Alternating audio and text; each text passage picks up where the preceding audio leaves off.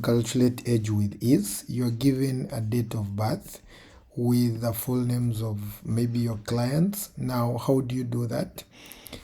Here you're going to use a formula called dated if equals to dated if, that is it, open brackets. The first argument is the date of birth, then comma.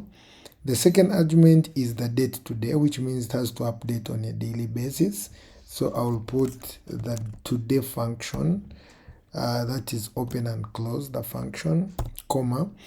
What do we need? Which format of the output do we need? We need the year.